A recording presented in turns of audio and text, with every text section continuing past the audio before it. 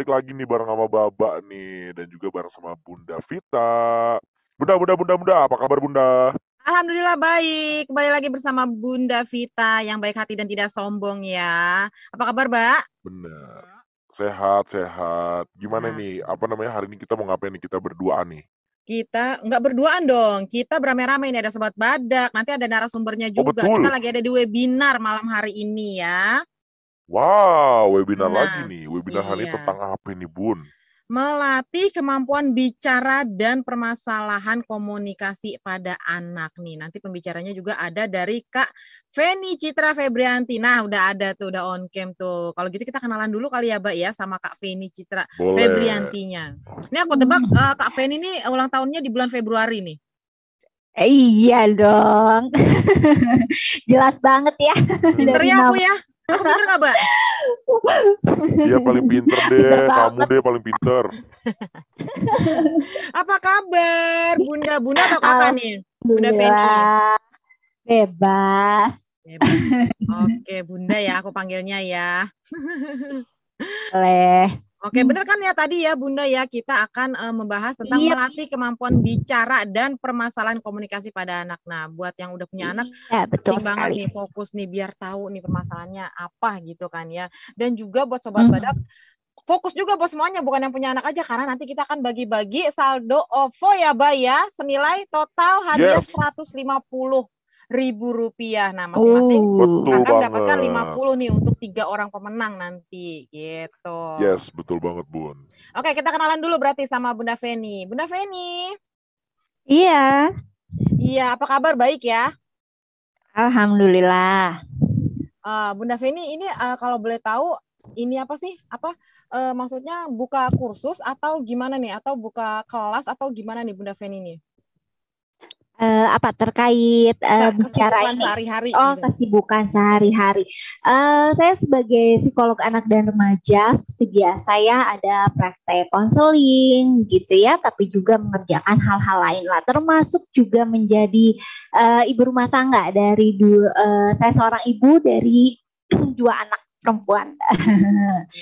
Itu jadi ilmu yang ada saya praktekkan juga keseharian, jadi saya juga bisa paham hambatan-hambatan yang dialami para orang tua di luar sana seperti itu. Oke. Kalau boleh tahu anak usianya, usia anaknya berapa Bunda Feni?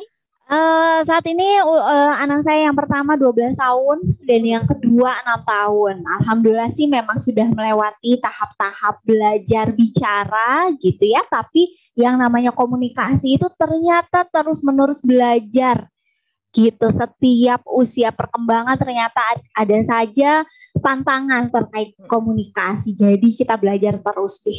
Oke deh, kalau gitu kita siap-siap belajar bareng ya bersama-sama ya Sobat Badak. Di sini panggilannya Sobat Badak nih Bun. Oh oke, Sobat Badak semuanya. Kalau gitu kita persilahkan untuk Bunda Feni untuk memberikan materinya, selama kita berikan waktu 45 menit ya Bunda Feni ya. Nanti sisanya 15 menit kita ada Q&A. Oke deh kalau gitu langsung aja. Oke, saya coba share screen dulu ya.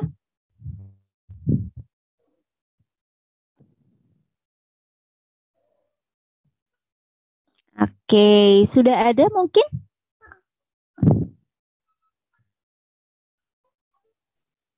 Oke, sebentar. Sudah, maaf ke mute tadi. Sudah, Bun. Oke. Sudah ya. Oke, jadi kita akan berbicara tentang melatih bicara dan komunikasi pada anak ya. Oke. Nah, yang perlu diketahui nih, kenapa sih bicara dan komunikasi itu dibedakan? Gitu, karena walaupun itu mirip-mirip gitu ya, tapi itu adalah hal yang berbeda dan dilatihnya juga dengan cara yang berbeda. Nah, kalau bicara ini adalah sebetulnya sebuah kegiatan dia mengekspresikan bahasa gitu ya. Jadi bicara itu kaitannya dengan bahasa, bicara itu nanti kaitannya dengan kemampuan menguasai bahasanya, dan bicara ini dia melibatkan otot-otot organ bicara, jadi mulai dari otot lidah, bibir, rahang gitu untuk membentuk suara dari bahasa tertentu. Makanya kalau kita orang Indonesia nih terbiasa gitu dengan kata-kata silabel Indonesia, fonem-fonem Indonesia gitu ya, katakanlah. Apalagi kalau ada bahasa Indonesia saja beda-beda ya fonemnya ya, kayak bahasa Sunda itu ada gitu, sedangkan selain bahasa Sunda itu jarang ditemukan jadi mungkin untuk orang Sunda terbiasa tuh mengucapkan fonem untuk yang di luar yang memang dalam bahasa daerahnya tidak ada dia tidak biasa gitu, karena bahasa Indonesia juga tidak ada. Nah, hal-hal seperti itulah gitu. Bahasa Inggris fonemnya berbeda lagi, bahasa Prancis berbeda lagi gitu. Nah, itulah bicara. Nah, kalau komunikasi ini dia kegiatan untuk memahami dan mengekspresikan pikiran atau perasaan kepada orang lain dengan cara yang dapat dipahami. Nah, komunikasi dengan bicara kenapa dibedakan gitu ya? Karena komunikasi itu berkomunikasi kita bisa saja tidak melalui bicara.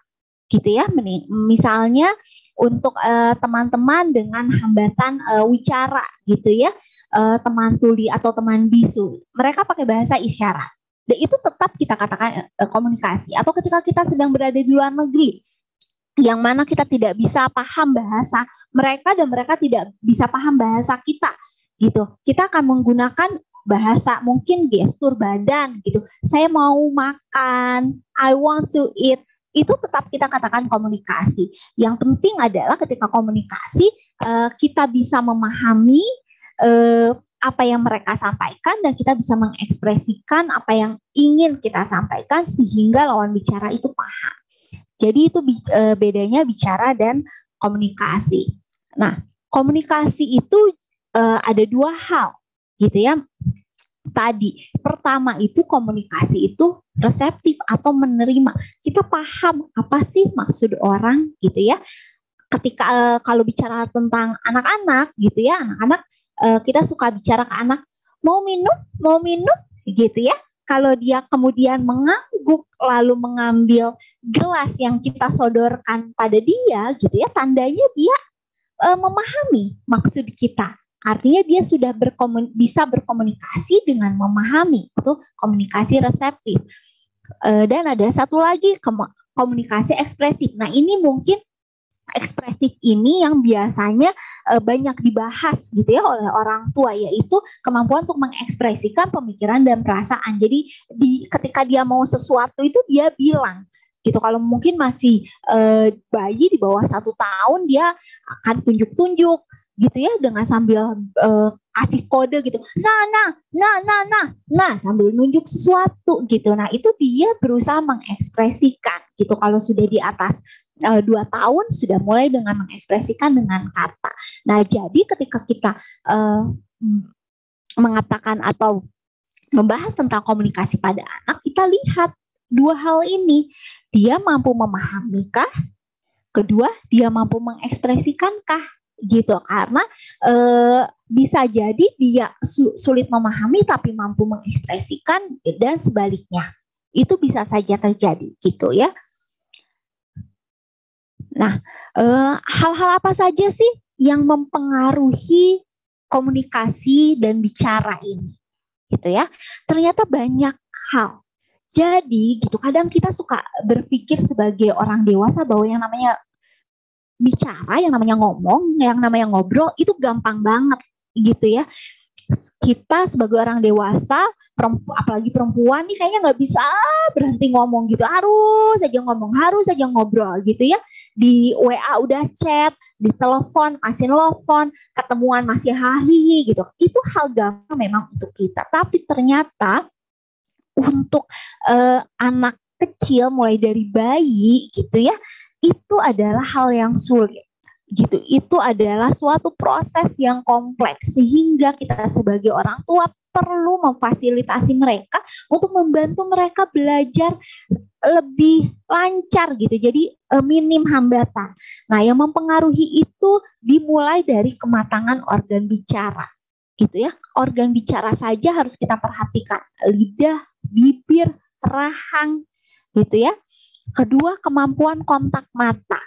Ya, jadi banyak anak yang kalau katakanlah kalau dipanggil susah noleh, terus kalau susah banget menatap mata kita. Nah, itu akan mempengaruhi dia berkomunikasi.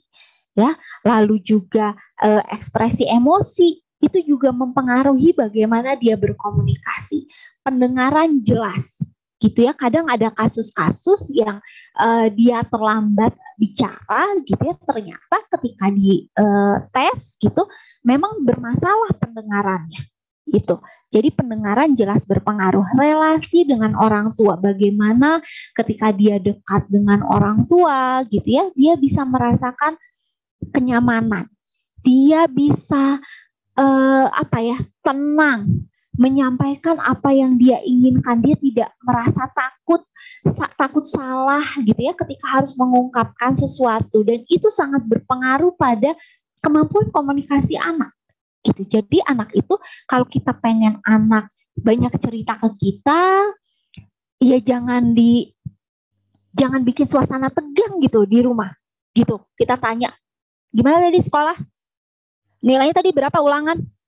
Yang ada juga mau cerita udah tegang duluan gitu kan. Jadi relasi ini, dan ini relasi sejak dini, gitu ya, dibangun agar anak nyaman berbicara dan berkomunikasi pada kita. Lalu selanjutnya stimulasi bahasa, jelas gitu ya, ketika anak dia banyak di stimulasi terkait bahasa, baik lewat nyanyian, lewat cerita dan sebagainya, dia satu pembendaharaan katanya lebih banyak, gitu ya. Jadi kenapa pengaruh gitu? Toh keseharian ketika kita bicara, yang kita ungkapkan itu saja. Iya, kalau masih usia sampai 5 tahun, 4 tahun mungkin iya, yang dia ceritakan lebih ke kata-kata sehari-hari. Tapi ketika dia sudah mulai 6 tahun, 7 tahun, apalagi sudah usia SD, dia perlu bercerita dengan kata yang lebih kompleks. Mulai dari perasaan dia saja, bukan lagi perasaan sedih, marah, kesel, ada banyak. Perasaan kecewa, perasaan malu, perasaan tidak dihargai, perasaan apa lagi? Banyak sekali. Dan ketika dia kosakatanya sedikit, dia gimana bisa mengungkapkan apa yang dia rasakan? Gitu. Nanti dia ketika dia kesel, ditanya gitu, kamu kenapa? Kesel, marah, kesel, marah. 2 kata itu aja yang keluar. Padahal sebenarnya mungkin dia bukan lagi marah, tapi dia kecewa. Misalnya, aku kecewa karena ibu tadi bilang A, tapi ternyata ibu tidak melaksanakan janji ibu. Gitu. Itu lebih ke kecewa, bukan marah. Gitu kan? Atau sebenarnya aku ngerasa tidak dihargai oleh ibu karena tadi aku sudah capek-capek mau bikin teh untuk ibu, tapi cuma karena ada tumpah sedikit terus ibu ngebentak aku merasa tidak dihargai, aku sakit hati, gitu ya. Jadi ketika kosakata dia banyak, dia bisa lebih mudah mengungkapkan apa yang dia pikirkan, yang dia rasakan. Ujung-ujungnya apa? Kita lebih paham. Gitu. Karena kalau yang dia katakan cuma marah, aku marah. Kenapa? Ya karena ibu tadi ngebentak aku numpahin. Lah, kita jadi marah balik. Lah, ya kamu dong numpahin. Kalau kamu numpahin kan ibu jadi capek, ibu harus ngelap, ibu harus padahal sebenarnya yang dia rasakan bukan itu. Itu ya. Jadi stimulasi bahasa itu menjadi sangat penting. Gitu. Lalu yang terakhir stimulasi komunikasi 2 arah. Nah, komunikasi ini 2 arah. Bukan 1 arah, gitu ya. Ketika kita bicara tentang sekarang kan banyak gadget ya, maksudnya gadget itu sangat berperan penting dalam kehidupan kita, gitu ya. Mau tidak mau kita mengakui itu penting, gitu.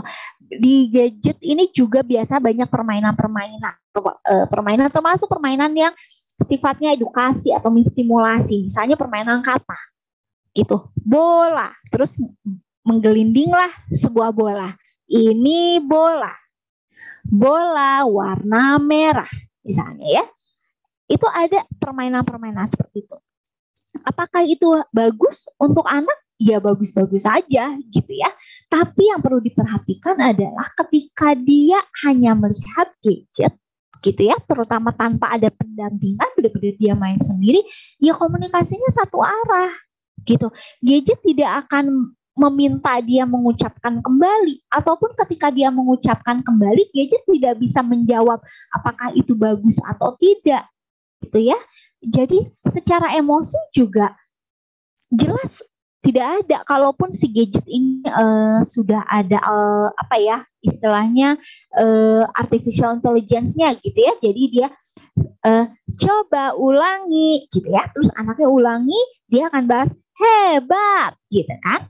Nah ada kan permainan yang seperti itu. Nah kalaupun ada seperti timbal balik gitu ya, tapi kan itu sifatnya apa ya, kaku, seperti robot gitu ya. Paling dia ganti-ganti hebat, pintar gitu ya, kamu benar, misalnya hal-hal seperti itu. Tapi kalau itu dilakukan dengan kita gitu ya, dengan manusia lainnya kan kita bisa merespon lebih pakai emosi gitu ya, dengan senyuman gitu ya. Anak bisa merasakan adanya sayang, adanya kenyamanan seperti itu. Jadi stimulasi, jadi komunikasi itu dua arah.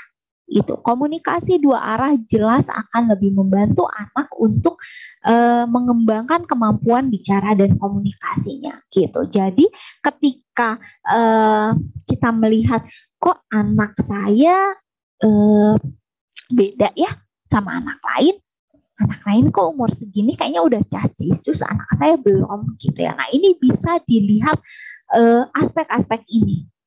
Mata nggak ya organ bicaranya? Dia bisa kontak mata nggak ya? Gitu. Pendengarannya baik-baik aja nggak? Gitu. Dia nyaman nggak berelasi dengan kita? Saya sering nggak ya menstimulasi dia?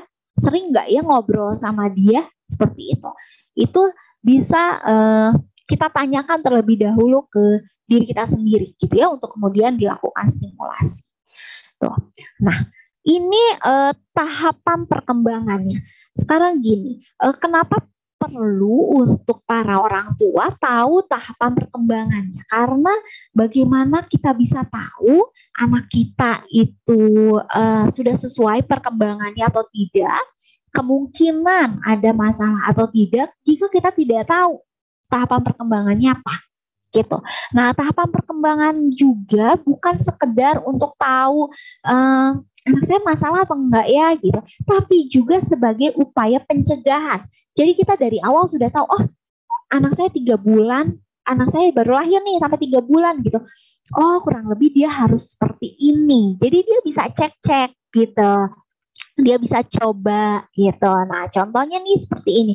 Ini saya mungkin tidak bahas detail ya gitu ya. Saya bahas sedikit-sedikit saja. Nah contohnya nih untuk usia bayi lahir dia sampai 3 bulan. Nah yang pertama dia akan bereaksi terhadap suara keras.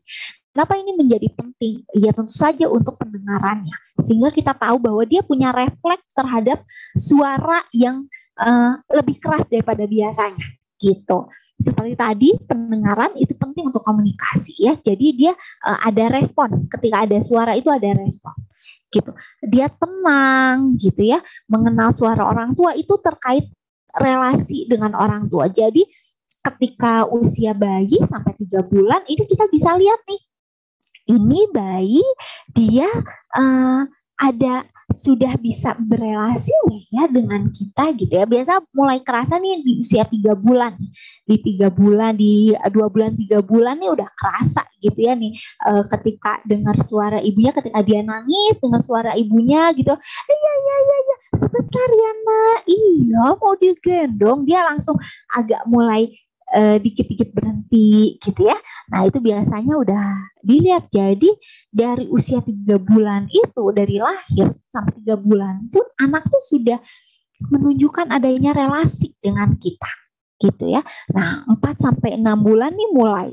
Ini masih seputar suara nih, respon terhadap tone suara yang berbeda. Misalnya ada orang lain yang baru gitu ya, atau terhadap mainan bunyi kan mulai dikasih tuh mainan yang di atas gitu ya, merry-go-round atau kricik-kricik gitu. Nah dia tuh bereaksi, matanya biasanya kayak ngeliat gitu, kayak penasaran gitu. Nah juga di sini selain kaitannya sama pendengaran, juga relasi di sini ada dia mulai ada tertawa-tertawa gitu ya.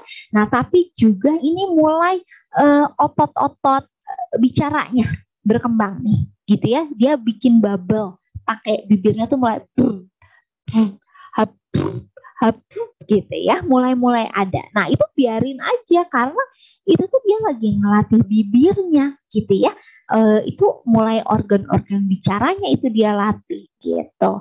Nah, jadi kita bisa lihat ya tahapan itu ternyata apapun yang dilakukan sama si bayi itu gitu ya, yang secara natural dia lakukan, yang mana semua bayi itu kayaknya begitu, itu tuh memang penting untuk perkembangannya. Nah, 7 bulan sampai 1 tahun ini mulai nih gitu ya, dia lebih relasinya tuh lebih relasinya lebih aktif lagi, kayak main cilukba gitu ya.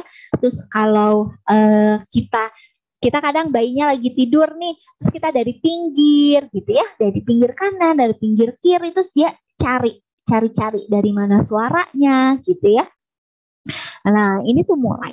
Nah, barulah nih dimulai dari 1 tahun nih udah mulai tuh ada yang bisa kata gitu ya, walaupun tentu pelafalan tidak jelas ya, tapi seperti bola tuh misalnya, oh ya, walaupun kadang-kadang juga kayak bahasa planet sih gitu ya, tapi dia sudah bisa ada kata tertentu itu untuk benda tertentu gitu ya. Misalnya gelas tuh kita kasih tahu ini gelas gitu ya.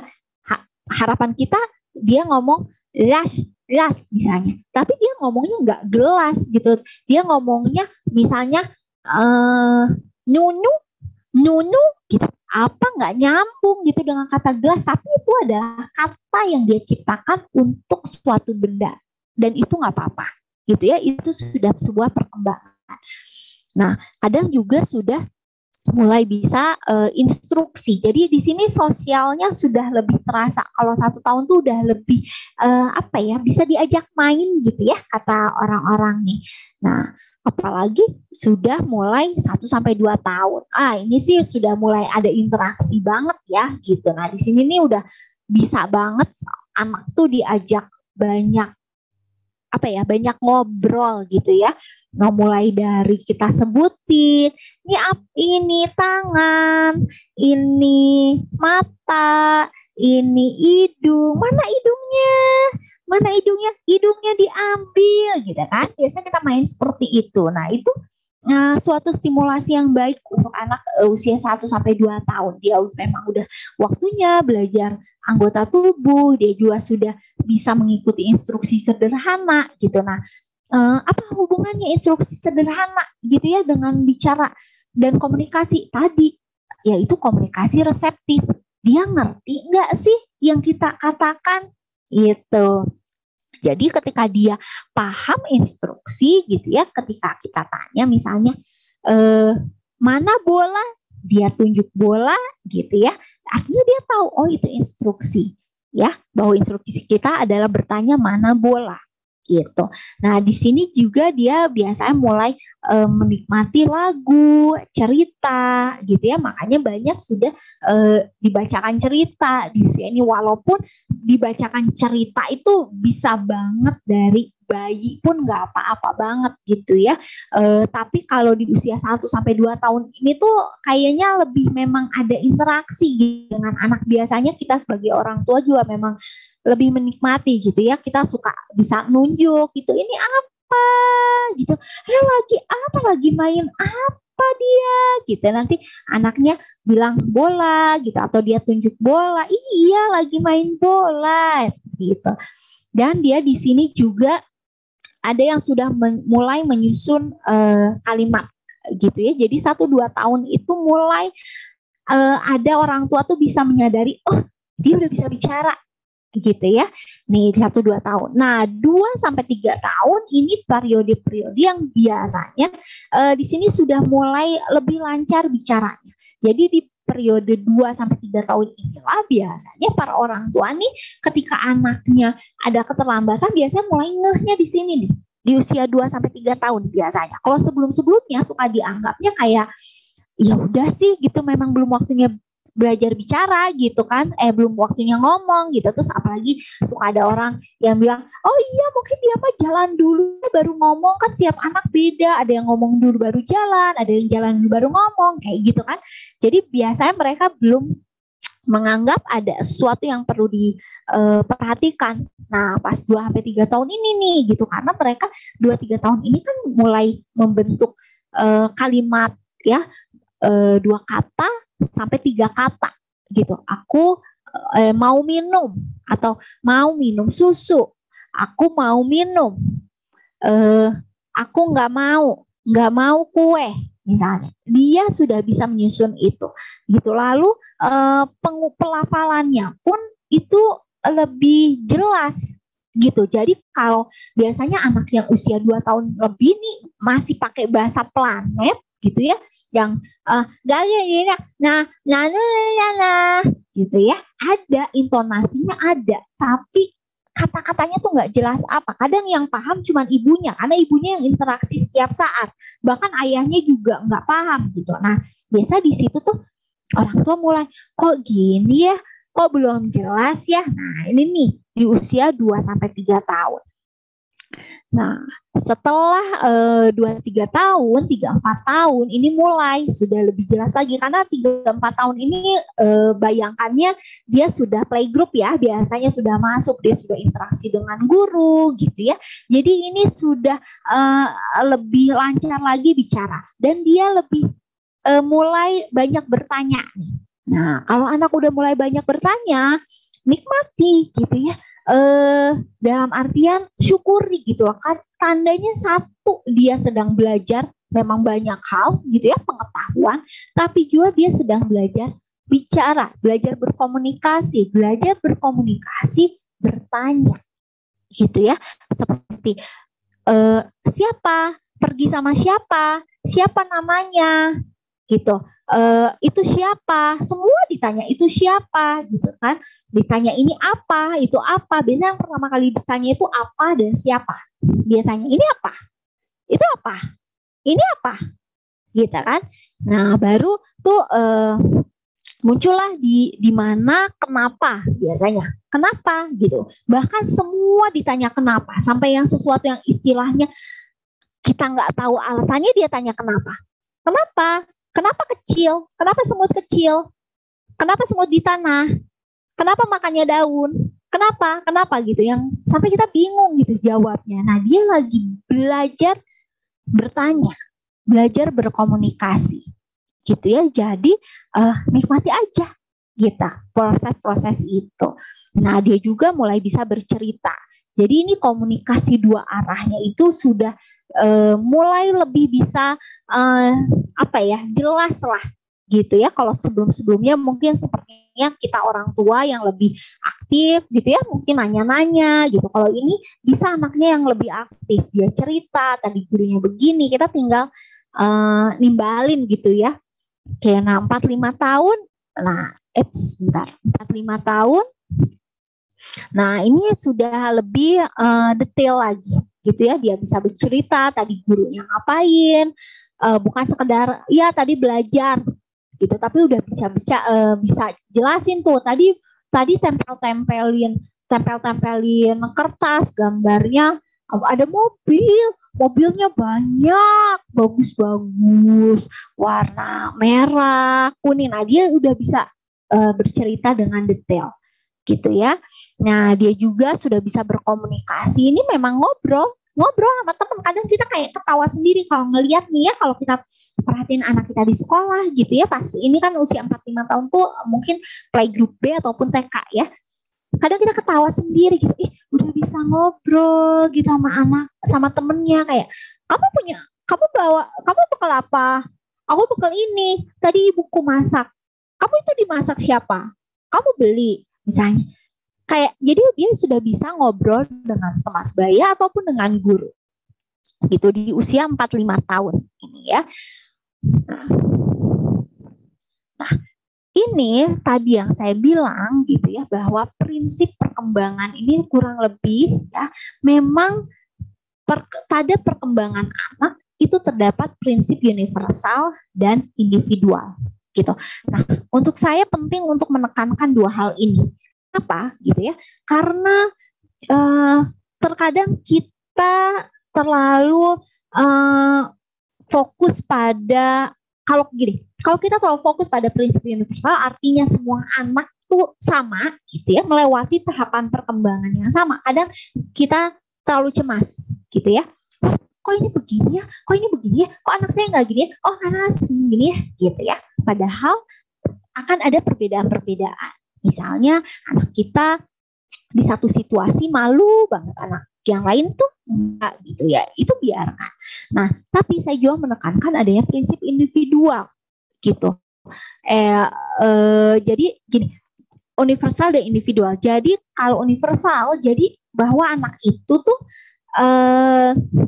ada tahapan perkembangannya. Tadi ya sempat bilang bahwa kadang orang tua itu bilang gini, ya udah tiap anak kan beda, mungkin dia belum waktunya aja bicara, gitu. Nanti juga bisa ngomong sendiri, gitu ya. Karena berpikir tiap anak itu berbeda, ada sifat individualnya. Iya benar ada sifat individualnya, tapi yang namanya perkembangan itu juga ada sifatnya yang sama pada semua anak gitu ya.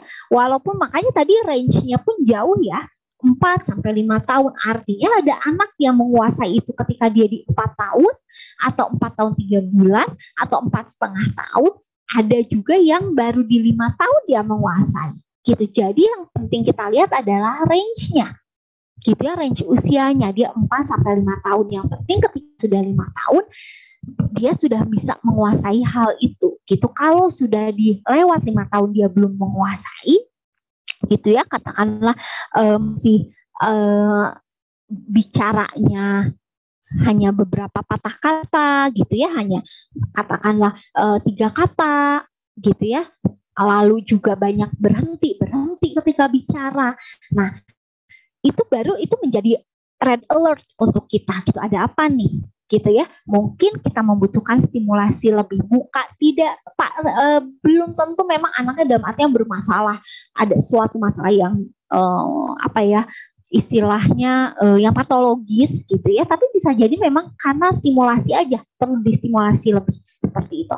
Nah, tapi juga memang ada prinsip individual yang tadi saya cerita gitu, bahwa ada anak yang mungkin dia pemalu, dia memang ngomongnya irit, tapi dia bisa kalimat panjang, tapi memang dia hanya situasi tertentu dia bicara, atau pada orang-orang tertentu dia bicara. Nah, itu baru sifatnya individual. Jadi setiap orang tua ini harus paham dua prinsip itu gitu. Nah, sekarang nih kita akan bicara stimulasinya ya untuk 10 menit ke depan. Gimana sih stimulasinya? Sebenarnya simple, tapi justru hal-hal simple ini yang suka orang tua tidak ngeh gitu ya. Yang pertama itu tekstur makanan. Ternyata tekstur makanan ini juga menjadi penting gitu ya.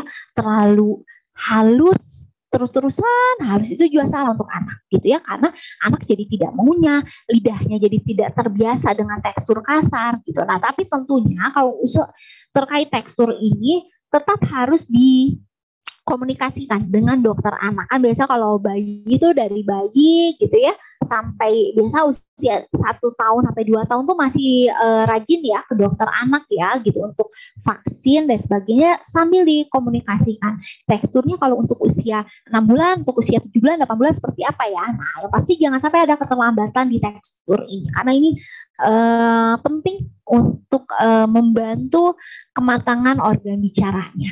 Nah, membuka mulut dan mengunyah gitu ya. Jadi kalau anaknya suka diemut gitu ya, itu juga perhatikan gitu ya.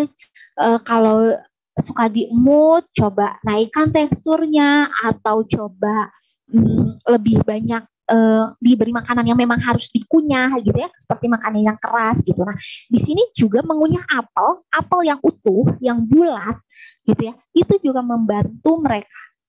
Karena ketika mengunyah apel kan dia membuka ya rahangnya ya, mangap gitu ya, gitu ya.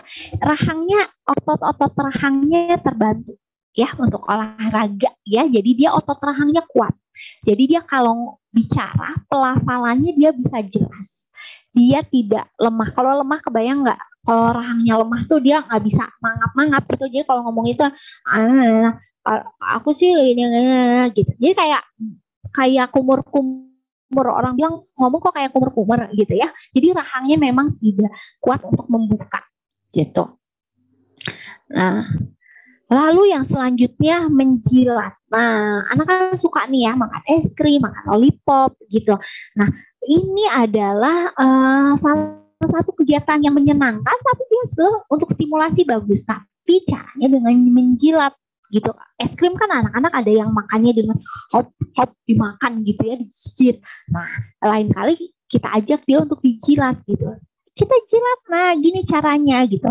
Nah, gitu ya, lidahnya keluar. Nah, dengan menjilat ini dia membantu kelenturan lidah. Nah, seperti kita tahu, coba deh kita rasain kalau kita ngomong huruf itu ada pakai lidah, gitu ya.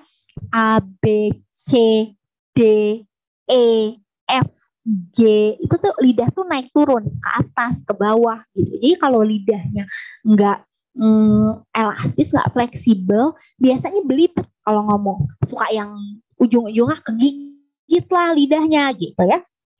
Nah, ini juga meniup dan menyedot. Ini stimulasinya ke bibir ya, gitu ya. Niup gitu ya, atau sedot gitu bibir. Karena banyak kata-kata juga pengucapan huruf yang dia pakai gerak bibir.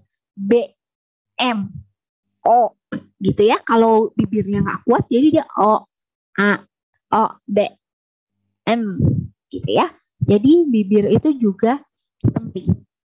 Nah, ini selanjutnya menyanyi. Tadi kan ada ya ketika di perkembangan bahwa dia itu si anak itu mulai menikmati nyanyian gitu. Nah, jadi memang bernyanyi itu salah satu stimulasi untuk bicara, berkomunikasi. Satu, dia kata gitu ya. Kedua, ritme gitu ya. Kalau bernyanyi itu kan biasanya ada ritme apa ya, kalau bahasanya tuh kalau A, I gitu ya. Nah, anak itu terbiasa dengan susunan suara seperti itu. Nah, lalu jelas kata, lalu juga emosi lewat lagu tuh kan ada lagu yang gembira, ada lagu yang sedih gitu ya. Dia belajar juga terkait emosi. Dia belajar kenapa emosi itu menjadi penting, karena komunikasi itu erat kaitannya dengan emosi juga gitu kan. Bagaimana dia mengekspresikan perasaan, bagaimana dia berbicara dengan intonasi yang berbeda gitu kan, itu memberikan kesan yang berbeda gitu kan. Nah, ini lewat bernyanyi itu bisa dilatih gitu. Dan bernyanyi juga ini melatih juga relasi.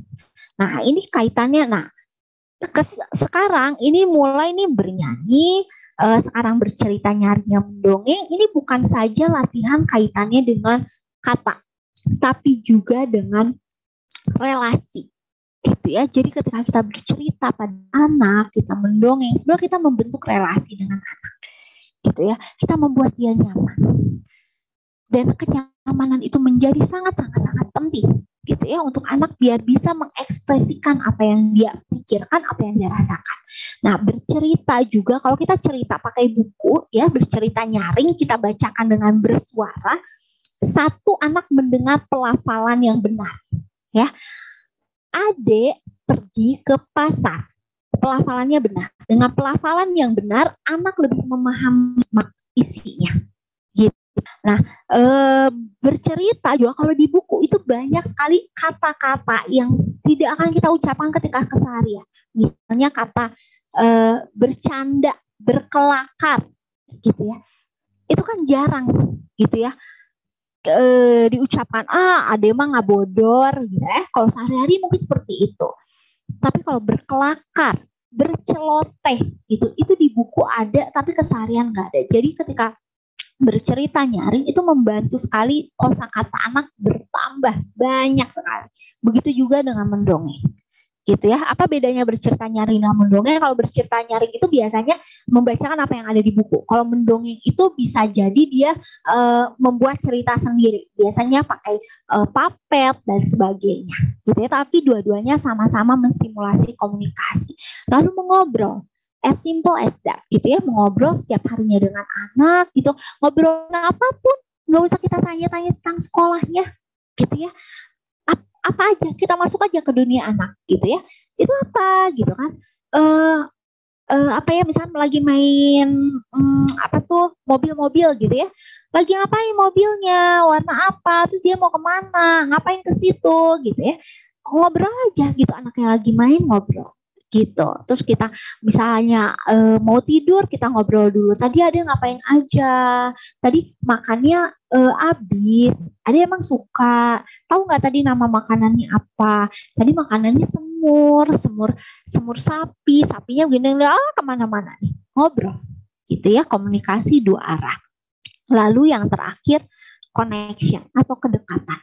Nah, jadi connection ini adalah tadi gitu ya, untuk komunikasi itu membuat anak merasa dipahami.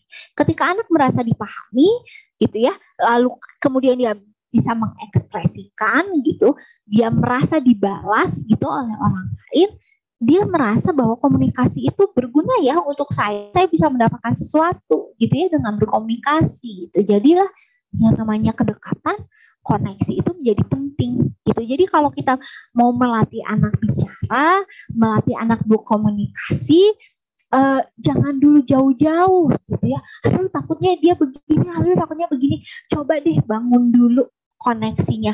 Bangun dulu, kita bisa nggak sih paham anak gitu ya.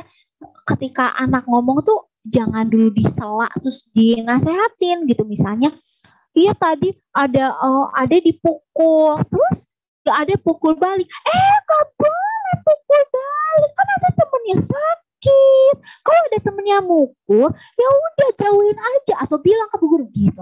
Gak perlu, kita dengerin aja dulu. Kenapa pukul lagi? Terus habis kamu pukul, kamu ngerasa apa? Terus habis kamu pukul, temennya gimana? Terus guru gimana? Gitu. Tanya aja terus. Gitu ya. Jadi anak merasa dipahami dulu deh. Gitu ya, ketika dia menyampaikan cerita, menyampaikan unek-unek, dia dipahami dulu. Gitu. Makanya koneksi kedekatan itu menjadi penting gitu ya, karena pada prinsipnya dengarkan anakmu maka dia akan mendengarkanmu gitu. Nanti kalau sudah gede ini baru nih kerasa nih anak susah disuruh gitu ya, atau rewel banget dan sebagainya, karena intinya itu adalah terkait komunikasi, bagaimana dia merasa didengar gitu ya. Karena untuk merasa didengar gitu, banyak hal yang harus kita lakukan. Kita pahami dulu perasaannya yang tadi gitu. Sebenarnya dia apa sih perasaannya ketika anaknya rewel gitu? Apa sih? Dia capek gitu ya? Atau dia tuh udah enek, misalnya dia tuh dari pagi ngikut ngintil kita kemana-mana, atau dia tuh dari tadi emang pengen ini nggak boleh, pengen itu nggak boleh, pengen apa nggak boleh gitu ya, makanya dia rewel. Jadi kita pahami dia tuh lagi ada seperti apa kondisinya. Seperti itu. Jadi ini ada beberapa hal di sini saya sampaikan, hal-hal yang bisa kita lakukan gitu ya, agar anak merasa didengar dan kemudian mau mendengar kita, mau bekerja sama dengan kita. Bekerja sama ini artinya kalau kita mungkin bahasa kitanya kayak nurut gitu. Ada makanya nurut sama mama, sebenarnya bukan nurut sih, tapi bekerja sama gitu. Karena anak itu nggak harus maksudnya gini, nggak harus oh iya enggak, tapi dia bisa mendiskusikan sama kita. Misalnya ada beresin mainannya, dia boleh banget gitu untuk bilang habis setelah mobilnya masuk ke garasi ya misalnya, oke. Setelah itu beresin ya, gitu ya. Jadi artinya bagaimana anak bekerja sama gitu ya dengan kita. Ini ada beberapa hal gitu ya yang bisa dilakukan, tapi mungkin sekarang nih nampaknya sudah 45 menit. Boleh sebelum saya jelaskan lagi, siapa tahu ada pertanyaan dari sesi yang sebelumnya yang terkait stimulasi gitu ya, atau apapun. Oke, mangga. Wah, itu dia tuh. Terima kasih ya, Kak Feni. Iya nih, kebetulan ada yang mau nanya nih, Kak, nih dari sebentar ya. Aku cek di kolom chatnya dulu ya. Sebentar. Ini ada dari Kak Ayu. Kak Ayu Afriliani. Oh, banyak ya, sebentar. Selamat malam, izin bertanya. Anak saya usia 3 tahun, tiba-tiba mengalami gagap dalam bicaranya. Padahal sebelumnya dia sudah lancar bicara dari usia 2 tahun. Sudah saya bawa ke psikiatri, tapi ternyata katanya normal karena termasuk tahap komunikasi yang disebabkan otak dan mulut lebih cepat otaknya dalam menerima suatu informasi. Dahulu, kakaknya pada usia yang sama, 3-4 tahun juga mengalami hal yang sama juga. Yang saya tanyakan, apakah semua anak memang mengalami fase gagap dalam berbicara? Dan apakah penyebabnya? Apakah karena rasa takut atau lainnya? Terima kasih. Oke, baik. Terima kasih pertanyaannya bagus banget. Jadi benar, untuk fase gagap ini sebetulnya ada fasenya. Makanya tadi, bentar ya, tadi saya tidak menuliskan gagap, tapi saya tuliskan tadi nah ini di usia ini 3-4 tahun dia tidak mengulang kata gitu ya. Jadi ini biasanya mulai 3, 4, 5, 6 gagap itu biasanya dimulai dari anak sudah menguasai bicaranya ya. Lalu terjadilah yang namanya word attack. Jadi dia dapat banyak banget kata-kata baru gitu. Yang kemudian untuk mengeluarkan kata itu perlu koordinasi antara otak dengan organ bicara. Jadi si otak tuh harus ngasih sinyal dulu. Kamu ngomong ini, baru mulutnya ngomong. Nah, mulut gitu ya, si fleksibilitas mulut gitu kurang sesuai dengan otak pada usia 2, 3, 4 ini tuh biasanya kurang sesuai gitu. Kalau kita kan, kalau saya nih ngomong udah bisa cepet gitu, gitu ya, apalagi ibu-ibu udah bisa ngomel gitu, panjang banget. Nah, kalau anak tuh belum bisa gitu. Jadi makanya dia gagap karena ada banyak kata mau keluar tapi susah. Nah, kapan hilangnya? Hilangnya biasa rata-rata itu di 5-6 tahun dia hilangnya. Gitu. Ada memang beberapa anak yang lebih, biasanya ada sedikit hambatan, mungkin hambatan terkait motoriknya. Gitu ya. Hingga memang terkait fleksibilitas bicaranya gitu. Tapi rata-rata tuh usia 5-6 tahun. Jadi memang nggak apa-apa gitu. Jadi tidak perlu takut bahwa itu jangan-jangan karena dia takut ya. Kecuali memang sebelumnya ada suatu pengalaman traumatis tertentu gitu ya, itu beda gitu. Nah, bagaimana cara menghadapi kalau gitu? Kita tunggu aja gitu ya. Maksudnya ketika anak bicara dia susah, kita tungguin aja anak sampai dia bicara. Nggak perlu yang apa sih Dek, mau ngomong apa sih gitu. Nggak perlu, jangan di cepet-cepet gitu ya. Kita tunggu aja gitu. Kita bisa juga elus-elus punggungnya, elus kepalanya gitu ya, biar dia lebih rileks gitu. Dia tahu bahwa kita itu menunggu. Dia tidak merasa takut seperti itu. Mudah-mudahan membantu ya. Iya, masih tergolong normal ya, Bunda ya. 3-4 tahun normal. Gitu. Karena lebih kebanyakan masukan nih daripada pengeluarannya nih, maksudnya gitu ya. Si otak nangkap banyak tapi si mulutnya terbatas gitu untuk kosakatanya. Oke. Ini ada dari Kak Evelyn. Tanya Kak Feni. 1, Kak, bagaimana membangun wicara untuk anak autis? Apakah benar jika anak tidak merangkak, pasti kedepannya ada hal yang akan tertinggal mungkin dari stimulasi otaknya sehingga bicara lambat atau bahkan tidak bisa bicara sama sekali? Yang ketiga, Kakak bisa jelaskan tentang fungsi otak kiri dan otak kanan sebagai SBSD itu apa ya? Sebagai SD hari ini saya belum paham. Nomor 4 SD itu apa sih? Sampai dengan apa gimana nih? Sampai usia. dengan Usia anak masih baik. Oh, sedangkan kali maksudnya nih, sedang usia anak masih baik dan perkembangan baik, apakah sampai dengan 1000 hari pertama kehidupan atau bisa sampai dengan usia berapa? Aku agak bingung sih. Tapi nangkep nggak kayaknya nih? Mungkin terkait stimulasi perkembangan otak kanan kiri itu 1000 hari pertama atau akan seterusnya gitu ya. Oke, kurang lebih itu kali. Oke, ada 4 pertanyaan ya. Oke. Oke, ingetin ya kalau saya kelewat.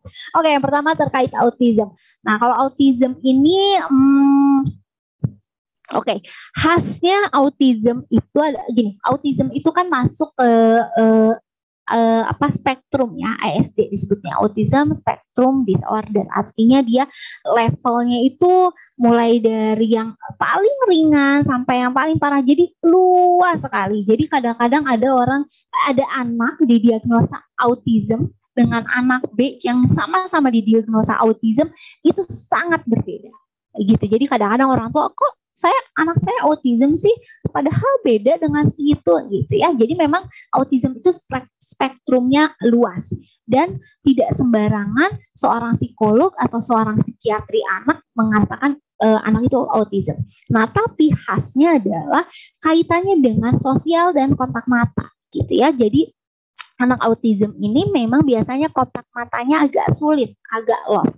Padahal kontak mata adalah salah satu cara pertama untuk dia belajar komunikasi. Kenapa? Bagaimana dia bisa melihat gerak mulut kita kalau dia tidak melihat dengan cukup lama? Ya, bagi dia itu anak itu harus menjaga fokusnya cukup lama, beberapa detik pada mulut kita untuk dia tahu cara mengucapkan sesuatu. Nanti dia akan samakan gerak bibir, suara yang keluar dan simbolnya, gelas gitu ya, dan bendanya gitu, atau dan kegiatannya. Jadi memang bicara itu kompleks. Nah, untuk anak yang autism kontak matanya belum kuat gitu ya memang akan susah. Makanya caranya seperti apa? Caranya adalah yang pertama memang dilatih dulu kontak matanya, dan biasanya memang dilakukan oleh terapis dengan dibantu oleh orang tua di rumah. Jadi biasa ada PR, nggak cukup dengan terapi gitu ya. Jadi nanti oleh terapisnya memang akan ada program, sudah ada, mereka pasti punya tahapan-tahapannya. Sekarang kontak matanya berapa detik gitu. Itu tuh sampai ada tahapannya. 1 detik, 2 detik, 3 detik gitu ya. Itu sulit gitu ya untuk anak yang memang ada hambatan di situ. Gitu. Jadi cara melatih bicaranya gimana? Ya, latih dulu kontak matanya, silakan latih dengan terapisnya, baru setelah itu biasanya setelah kontak matanya ada mulai bisa, biasanya dilanjut dengan dibarengi dengan terapi wicara gitu. Jadi biasa ada kaitan dengan kontak mata dan sensori. Kalau memang ada hal-hal sensori yang kurang gitu dari anak itu, kalau kontak mata dan sensori sudah cukup matang, nanti bisa dibarengi dengan terapi wicara. Seperti itu. Jadi kalau bagaimana caranya itu silahkan banyak-banyak ngobrol dengan terapisnya. Gitu. Dan tiap anak autism itu berbeda, khas gitu ya. Lanjut lagi ya, yang kedua Bunda Feni ya. Tadi yang kedua pertanyaan apa ya? Autism, terus dari Mbak Evelyn juga. Jauh ya. Jauh ya. Kalau yang terkait dengan tadi otak kiri dan otak kanan, apakah 1000 hari pertama? Iya, jadi penelitiannya memang 1000 hari pertama itu perkembangannya pesat gitu ya. Itu bahkan sebenarnya dari kandungan itu otak itu neuron-neuron itu sudah terhubung ya. Jadi nanti ketika 1000 hari pertama itu tuh si neuron yang terhubung ini, hubungannya si tali-talinya akan istilahnya dipertebal atau enggak gitu. Nah, kalau dia enggak menebal, dia akan lepas gitu. Jadi memang pesatnya di 1000 hari pertama. Tapi apakah hanya 1000 hari pertama?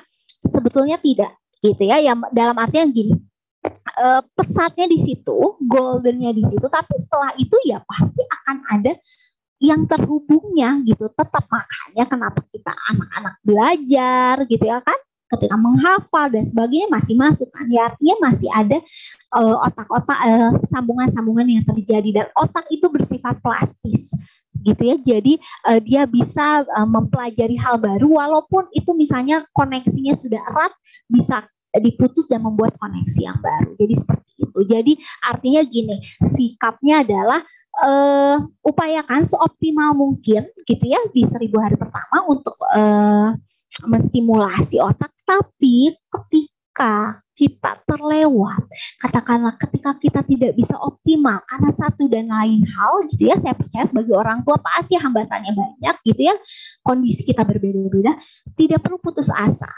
Upayakan saja terus seoptimal mungkin yang kita mampu untuk menstimulasi anak. Itu kalau terkait yang otak kiri dan otak kanan. Oke. Ini ada lagi satu lagi dari Pak Agus Onoropik ya. Apakah anak yang speak delay itu identik dengan autism, Bun? Apakah berkomunikasi dengan anak itu berusaha untuk tidak dibiasakan ngomong cadel dalam kurung bahasa anak? Artinya ngomongnya normal? Apakah normal artinya?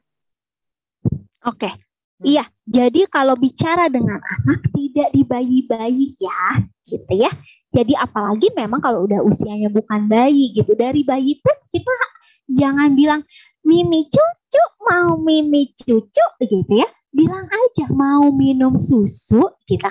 Anaknya mau bicaranya apapun nggak apa-apa. Kitanya nggak perlu dibayi-bayi gitu. Kenapa? Karena anak belajar pelafalan yang benar. Pelafalan yang benar akan membantu pemahaman yang benar gitu. Itu menjadi penting. Nah, kalau tadi apa kaitannya dengan yang pertama yang selain dibayi-bayi, apakah kalau speech delay itu selalu autism? Tidak. Ada speech delay yang memang masalahnya di bicara gitu ya. Bicara tadi bisa reseptifnya, bisa ekspresifnya. Kalau ekspresifnya bisa kaitannya dengan organ bicaranya, bisa dengan sensorinya, banyak gitu. Jadi tidak selalu speech delay itu autism gitu ya. Hanya saja anak yang autism banyak yang mengalami speech delay gitu. Itu mungkin sehingga orang biasanya speech delay, hati-hati loh, jangan-jangan autism gitu ya, padahal tidak. Seperti itu. Tadi juga dari Mbak Evelyn sempat saya keingat pertanyaan tentang merangkak. Apakah kalau anak terlewat fase merangkak akan pasti ada hambatan di kemudian hari? Gini, kalau pasti saya tidak berani bilang 100%. Tapi kalau iya ada hambatan, iya. Tapi apakah hambatannya signifikan? Tidak selalu. Gitu. Ya. Jadi terkadang kita sebagai orang tua tidak menyadari bahwa itu adalah suatu hambatan yang disebabkan oleh anaknya nggak merangkak. Karena merangkak itu ternyata fase yang sangat rumit. Dia koordinasi kanan kiri, lalu dia juga harus menyangga gitu ya punggungnya, menjaga si punggungnya tahan lama gitu ya. Itu suatu kegiatan yang rumit sebetulnya untuk anak. Nah, kedepannya untuk apa? Dia bisa koordinasi dalam gerak dengan baik, dia terkait perencanaan, itu kaitannya dengan koordinasi, dia bisa duduk diam, tegak memperhatikan, fokus, itu juga kaitannya dengan kematangan punggungnya gitu ya, mulai dari leher ke punggung gitu, itu memang harus kuat gitu. Jadi kadang ada yang memang kaitan mungkin dengan fokus di dalam kelas, atau dia tidak tahan menulis lama gitu ya, atau dia sering-sering hilang barang gitu ya. Jadi biasanya ada saja hambatannya, tapi bisa jadi memang tidak selalu sifatnya signifikan gitu. Intinya adalah ketika kalau anak kita kok ternyata tidak melewati fase merangkak ya gitu, dia dimonitor saja, atau kita upayakan stimulasi kegiatan-kegiatan yang mirip-mirip merangkak gitu. Misalnya dia udah berdiri ya kita ajak aja main dengan merangkak gitu ya. Kita main merangkak, kita main gerobak-gerobak yang tangan anak di bawah, kakinya kita angkat dan sebagainya. Jadi walaupun dia tidak fase merangkak, tapi kita stimulasi agar punggungnya dan koordinasi geraknya tetap terstimulasi seperti itu. Jadi fokusnya di situ aja, gitu ya. Nggak perlu pikir, aduh anak saya kemarin fase merangkaknya kelewat. Nggak, ya udah kelewat, kita stimulasi aja sekarang seperti itu. Oke. Ini karena waktunya juga udah terbatas nih ya, Bunda Feni, udah 21.02 nih. Buat yang belum bisa dibacakan pertanyaannya nanti kali ya, suatu saat nanti kalau misalkan diundang lagi nih Bunda Feni langsung boleh banget. Ini lagi ya, kita diskusi lagi ya. Oke deh kalau gitu, Ope udah siap belum nih untuk kita foto bareng nih, Pe? Ayo semuanya on cam dulu. By the way, Bunda Feni kok aku nggak ada ininya ya? Aku di aku apa di aku doang atau di semuanya nih? Nggak ada kayak ininya ini ya, sama videonya ya, tuh. Videonya betul. Oh oke. Iya di aku juga nggak ada kok.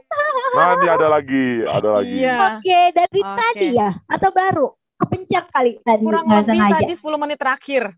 Oh ya ampun. Yuk Ope, mana nih Ope? Yuk di foto bareng dulu yuk Pe. Mana nih Ope-nya? Oke, saya stop share ya. Sip. Iya. Sebentar, yuk boleh. Oke, foto.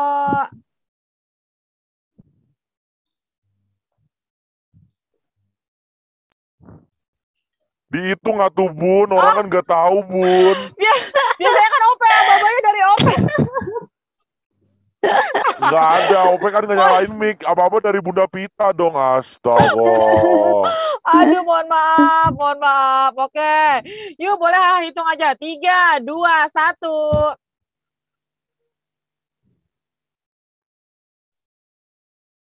Oke, terima kasih Ope. Oke deh kalau gitu sekarang waktunya bagi-bagi saldo OVO ya, Mbak ya. Silakan aku serahkan ke Baba deh kalau yang bagi-bagi OVO ini ya. Nah, karena kita mengingat waktu juga nih ya, dan ada pertanyaan-pertanyaan tadi luar biasa banget gitu ya, yang tadi udah kita udah kita bacain juga gitu ya. Bunda Feni, tadi kan udah banyak banget nih yang bertanya. Sebenarnya ada satu pertanyaan lagi nih ya, mungkin bisa aku bacain aja mungkin ya, dan mungkin dijawab bener-bener super singkat aja biar nanti bisa ikut masuk kategori pertanyaan yang terbaik ya. Nih, dari Kak Oni bertanya, Kak mau nanya dong kenapa ya anak saya suka ngegas nih, mungkin suka marah gitu yang ngegas tuh ya. Kalau ngomong jika kesal dan suka main pukul-pukulan sama kakaknya, usianya 6 tahun dan kakaknya 10 tahun nih. Bagaimana nih Kak solusinya jika kakak beradik suka berantem nih? Oke, pertama kakak adik berantem wajar gitu ya. Itu salah satu upaya mereka untuk saling memahami, itu belajar sosialisasi. Satu itu. Kedua, yang kita sebagai orang tua perlu tanamkan adalah aturan dalam berantemnya. Gitu ya. Misalnya kata-katanya tidak, intonasi suaranya jangan keras, jangan sampai teriak, jangan sampai bentak, jangan sampai mukul. Kalau udah sampai situ kita jadi wasit. Tapi sebelum itu kita nggak perlu jadi wasit. Selama tidak membahayakan jiwanya, gitu, nggak perlu jadi wasit. Walaupun kita gemes gitu ya pengen jadi wasit, nggak perlu. Tapi aturannya kita kasih tahu. Nah kalau anaknya kemudian dia suka ngegas ke kakaknya, gitu ya, pas lagi berantem kita biarin aja dulu. Nanti setelah selesai berantem, baru kita ajak ngobrol. Tadi kenapa? Apa yang kamu rasain dan sebagainya. Lalu kita kasih tahu, ibu ngerti kamu kesel, kamu marah karena kakak kamu begini, tapi ngebentak itu tidak bisa diterima. Dalam kondisi apapun tidak membentak. Jadi kalau kamu marah, kamu boleh marah, tapi tidak bentak, tidak mukul, seperti itu. Ya, jadi sekali lagi yang kakak adik itu wajar. Tapi kita sebagai orang tua beri aturan untuk berantemnya. Seperti itu. Selama aman, biarkan saja. Biarkan mereka menyelesaikan sendiri problem-problem yang muncul. Seperti itu kurang lebih. Wow, oke, keren banget nih ya. Tetap boleh berantem karena itu justru malah bikin mereka saling memahami satu sama lain, tapi ingat tetap dalam batas yang wajar gitu ya. Iya, seperti itu. Oke. Tadi itu pertanyaan dari Kak Oni nih ya. Kalau gitu Bunda Feni, ini penilaian dari Bunda Feni nih ya. Bunda, kira-kira Bunda, dari 3 orang, ada 3 orang nih akan beruntung yang kira-kira penanya siapa aja nih. Bunda Feni ingat nggak Bunda? penanya, aduh, diingat-ingat dulu ya. Kayaknya sih penanya yang paling oke itu adalah penanya yang pertama, yang tadi tentang gagap. Siapa ya? Bunda Vita ya? Bunda Ayu Ingat nggak? Afriliani ya? Iya, karena Bunda Vita itu ternyata begitu aware dari dini, sudah aware bahwa jangan-jangan terjadi sesuatu nih, gitu. Jadi saya sangat apresiasi bunda-bunda yang begitu aware dengan kondisi anak-anaknya dan juga tidak malu, tidak takut untuk bertanya pada profesional seperti itu. Oke, itu kan tadi satu ya, Bunda Feni ya. Dua lagi siapa nih Bunda Feni? Dua lagi boleh tadi Mbak Evelyn ya, yang pertanyaannya banyak banget. Kayaknya Mbak Evelyn ini akan informasi gitu, semangat belajar ya Mbak ya. Lalu yang ketiga boleh pertanyaan yang terakhir, yang tentang kakak adik berantem. Oke, ini Oni ya, yang pertanyaan. Iya, pasti ini pertanyaan semua orang tua yang sudah punya anak lebih dari satu, yang pastinya pusing anaknya tiap hari berantem. Oke deh kalau gitu. Untuk yang menang tuh tadi tuh, yang kepilih itu 3 orang itu, silakan kirim data-datanya ya, berupa nama, nomor handphone, dan juga alamat emailnya ke operator atau ke Mimin ya. Gitu. Selamat ya, masing-masing mendapatkan saldo OVO atau GoPay 50.000. Oke, kalau gitu Bunda ya, sekali lagi Bunda Feni, thank you banget nih ya. Kita nggak berhenti mengucapkan terima kasih. Kalau gitu kita boleh dong semuanya kasih reaction love-nya buat Bunda Feni yang udah bagiin materi yang luar biasa banget nih ya buat kita yang udah punya anak maupun yang belum punya anak, karena kita nanti akan memiliki anak gitu ya. Luar biasa banget Bunda Feni. Kalau gitu ya, itu dari aku. Sekali lagi Bunda, terima kasih banget nih ya. Kalau gitu aku langsung serahin aja ke Bunda Vita. Silakan Bunda Vita. Oke, aku juga mengucapkan terima kasih kepada Bunda Feni Citra atas materinya yang sangat bermanfaat sekali, yang sangat bagus sekali. Terima kasih juga Sobat Badak semuanya. Terima kasih Baba yang udah nemenin. Kalau gitu langsung aja. Dari Bunda Feni-nya apakah ada statement penutupnya? Statement penutupnya, tetaplah jadi orang tua yang mau belajar, mengupayakan seoptimal mungkin. Lelah itu tidak apa-apa, yang penting jangan putus asa. Oke, kalau gitu. Terima kasih Bunda Feni. Saya tutup ya acaranya ya. Assalamualaikum warahmatullahi wabarakatuh. Selamat malam semuanya. Waalaikumsalam. Izin pamit ya semuanya, Sobat Badak.